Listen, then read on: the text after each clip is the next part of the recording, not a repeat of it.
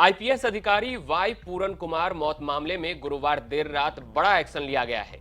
इस मामले में चंडीगढ़ पुलिस ने हरियाणा के डीजीपी शत्रुजीत सिंह कपूर समेत 16 अधिकारी और पूर्व अधिकारियों के खिलाफ एफआईआर दर्ज कर ली है। इस वीडियो में हम आपको उन सभी 16 अधिकारी और पूर्व अधिकारियों के नाम बताएंगे जिन्हें आरोपी बनाया गया है। साथ ही ये भी बताएंगे कि इन सभी पर क्या क्या आरोप लगाए गए हैं। नमस्कार, मैं हूं आशीष कुमार झा और आप देख रहे हैं हरियाणा तक का यह खास शो क्राइम स्टोरी। दरअसल ये एफआईआर चंडीगढ़ के सेक्टर 11 थाने में दर्ज की गई है। एफआईआर में बनाए गए आरोपी वही हैं जिनका नाम आईपीएस अधिकारी वाई पूरन कुमार ने अपने नोट में लिखा था और प्रताड़ित करने का आरोप लगाया था। चंडीगढ़ पुलिस ने इस मामले में बीएनएस की धारा 108 और 3(5) के साथ साथ SC/ST एक्ट को जोड़ा है। इस एफआईआर को लेकर चंडीगढ़ के आईजी पुष्पेंद्र कुमार ने पुष्टि की है कि सभी नामजद अफसरों के खिलाफ प्राथमिकी दर्ज की जा चुकी है और जांच भी जारी है। हमारे संवाददाता अमन भारद्वाज ने पुष्पेंद्र कुमार से बातचीत जो की है, पहले आप वो सुनिए, फिर हम उन सभी अफसरों के नाम और उन पर लगे आरोपों के बारे में बताएंगे। सर बस एक चीज कंफर्म करनी थी, ये एफआईआर रजिस्टर हो गई है सर डीजीपी एंड सर इसमें सर बाकी हुआ the other officers sir those were mentioned in the suicide note. Yes, those are mentioned in the suicide note. So they were like approx 12 to 15 sir, है ना? By name हुई है sir उनके खिलाफ? It's not like we have introduced a suicide note. So whatever allegation have been made in the suicide note, we have just kept up to that, right? By name sir, by name all of. हाँ, मतलब उसमें जो भी नाम है, it is like that. Okay and sir इसमें फिर अभी फर्दर आगे क्या रहेगा सर? लाइक इसमें इट इज लाइक कि we have to seek permission from union ministry for registering FIR or proceeding further for any action. Then for registration of FIR, no need of registry note. And for arrest sir, arresting and other process। अभी investigation जारी है भाई, investigation है, will update you. अभी तो फिलहाल आज के लिए तो इतना चला, FIR रजिस्टर हो गई। ओके। आईजी पुष्पेंद्र कुमार से ये बातचीत गुरुवार देर रात एफआईआर दर्ज होने के बाद हमारे संवाददाता ने की थी, जिसमें उन्होंने साफ शब्दों में कहा है कि आईपीएस पूरन कुमार ने अपने नोट में जिन अधिकारियों और पूर्व अधिकारियों का नाम लिखा था और जो आरोप लगाए थे, उसी आधार पर यह एफआईआर दर्ज की गई है। इस मामले में 2 नामों की चर्चा सबसे ज्यादा हो रही है जिन पर आईपीएस पूरन कुमार को जान देने के लिए उकसाने का आरोप लगा है।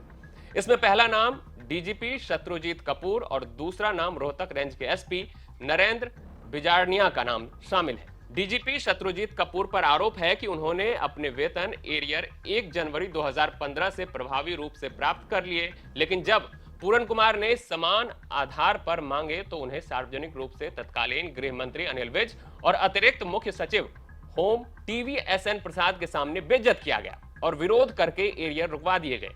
साथ ही झूठी शिकायत करने, आधिकारिक आवास और सरकारी वाहन के लिए अतिरिक्त शर्तें थोपने का भी आरोप है। रोहतक रेंज के एसपी नरेंद्र बिजारनिया पर आरोप यह है कि उन्होंने डीजीपी शत्रुजीत कपूर के कहने पर उनके गनमैन पर रिश्वत मांगने का केस दर्ज किया, जिसमें उनका भी नाम जोड़ा गया। एडीजीपी संजय कुमार पर आरोप है कि उन्होंने आईपीएस पूरन कुमार को सार्वजनिक रूप से अपमानित किया और उन पर कई झूठे आरोप लगाए। अंबाला रेंज के आईजी पंकज नैन पर आरोप है कि वो आईपीएस पूरन कुमार को मानसिक रूप से प्रताड़ित कर रहे थे और झूठे आरोप लगाकर एपीआर रिपोर्ट खराब करने की साजिश उन्होंने रचा। साथ ही साजिश करके झूठी शिकायतें दर्ज करवाने और उन्हें प्रसारित करने का भी उन पर आरोप लगा है। वहीं आईपीएस कला रामचंद्रन पर झूठी शिकायतों के आधार पर परेशान करने की साजिश रचने का आरोप है। आईपीएस संदीप खिरवार पर गुरुग्राम में संयुक्त पुलिस आयुक्त के पद से ट्रांसफर के बाद पूरन कुमार के खिलाफ झूठे मामलों में साजिश रचने के आरोप हैं और संदीप खिरवार को मुख्य साजिशकर्ता भी बताया गया है। आरोप के अनुसार शिवाश कविराज गुरुग्राम में पोस्टिंग के दौरान झूठी शिकायतों में शिकायत करता रहे हैं। पूर्व डीजीपी मनोज यादव को लेकर आईपीएस पूरन कुमार ने अपने नोट में लिखा है कि अंबाला में एक पुलिस थाने में मंदिर जाने के बाद जातिगत भेदभाव और मानसिक उत्पीड़न इन्होंने ही शुरू की। पूर्व डीजीपी पीके अग्रवाल को लेकर आईपीएस पूरन कुमार ने लिखा है कि ये उनके बैचमेट थे, लेकिन लगातार उनके खिलाफ भेदभावपूर्ण जाति आधारित मानसिक उत्पीड़न करने वालों में वो शामिल थे। आरोपियों की लिस्ट में आईपीएस TVSN प्रसाद का भी नाम शामिल है, जिन पर भेदभावपूर्ण जाति आधारित मानसिक उत्पीड़न करने वालों में शामिल रहने का आरोप है।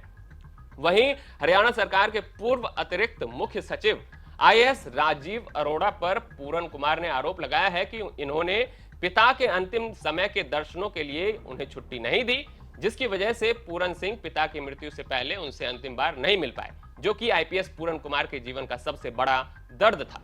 एडीजीपी अमिताभ ढिल्लों पर आरटीआई जानकारी मांगने पर दुर्भावनापूर्ण कार्रवाई करने का आरोप है। साथ ही सैलरी से की गई बचत को सरकारी रिकॉर्ड में सस्पिशियस कैश एंट्री बता दिया गया। आरोपियों में एक नाम आईपीएस कुलविंदर सिंह का भी शामिल है, जिन पर लगातार प्रताड़ना करने, बार बार स्थानांतरण की प्रक्रिया और सार्वजनिक अपमान में सहभागिता का आरोप लगाया गया है।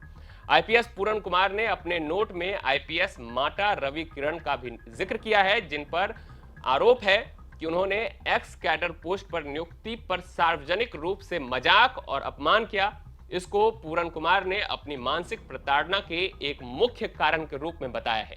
यह घटनाक्रम आईपीएस डॉक्टर सीएस राव की उपस्थिति में हुआ, जिनका नाम पूरन कुमार ने अपने गवाह के रूप में दर्ज किया है। अपने नोट में पूरन कुमार ने आईएएस अनुराग रस्तोगी पर आरोप लगाया है कि इन्होंने अर्जित छुट्टियों, सैलरी, विभागीय संचार और शिकायतों पर निष्पक्ष कार्रवाई नहीं की। साथ ही उन्होंने जातिगत भेदभावपूर्ण रवैये और बार बार की गई शिकायतों को भी नजरअंदाज किया। साथ ही ये भी आरोप है कि उन्होंने एक तरफा और भेदभावपूर्ण रुख अपनाया और पर्याप्त अवसर दिए बिना ही मामले को खारिज कर दिया। इसके साथ ही पूरन कुमार ने अपने नोट में आईएएस राजेश खुल्लर का भी जिक्र किया है। उन पर आरोप लगाया है कि उन्होंने इस मामले में राजेश खुल्लर से व्यक्तिगत रूप से मुलाकात की। आरोप है कि जब ये मामला मीडिया में सुर्खियों में आई तो शुरू में वो मिले और सहानुभूति दर्शाई, कुछ मामलों को दोबारा समीक्षा के लिए भी भेजा, लेकिन अंततः उनके मामलों को रूटीन मैनर में निपटा दिया गया और राहत नहीं मिली। ये 16 वो नाम हैं जिनका जिक्र आईपीएस पूरन कुमार ने अपने नोट में किया है और जान देने के लिए उकसाने का आरोप लगाया है। उसी नोट के आधार पर चंडीगढ़ पुलिस ने एफआईआर दर्ज की है। हालांकि जिनका जिक्र आईपीएस पूरन कुमार ने अपने नोट में किया है, उन सभी का एक एक कर नाम एफआईआर में नहीं लिखा गया है, जिसको लेकर अब पूरन कुमार की पत्नी आईएएस अमनीत कुमार ने चंडीगढ़ के एसएसपी को पत्र लिखा है, जिसमें उन्होंने इसका जिक्र किया है और कहा है कि इस मामले में SC/ST एक्ट की सही धाराएं नहीं लगाई गई है। आपको बता दें कि इसी साल अप्रैल महीने में पूरन कुमार रोहतक रेंज के आईजी बने थे, लेकिन महज 5 महीने के बाद ही उन्हें इस पद से हटाकर 29 सितंबर को रोहतक के सुनारिया में बने पुलिस ट्रेनिंग कॉलेज में ट्रांसफर किया गया, जहां ड्यूटी ज्वाइन करने के बाद 2 अक्टूबर को पूरन कुमार 5 दिन की छुट्टी पर चले गए। उनको वापस 8 अक्टूबर को ड्यूटी ज्वाइन करनी थी, लेकिन उससे एक दिन पहले ही 7 अक्टूबर को उन्होंने चंडीगढ़ स्थित कोठी में खुद को गोली मार ली, जिसके 3 दिन बाद इस मामले में एफआईआर दर्ज किया गया है। अब देखना होगा कि पुलिस और सरकार का इस मामले में अगला कदम क्या होता है। आप देख रहे थे क्राइम स्टोरी। क्राइम स्टोरी के अगले भाग में हम फिर किसी खबर के साथ लौटेंगे। तब तक हरियाणा से जुड़ी तमाम खबर देखते रहे हरियाणा तक पर।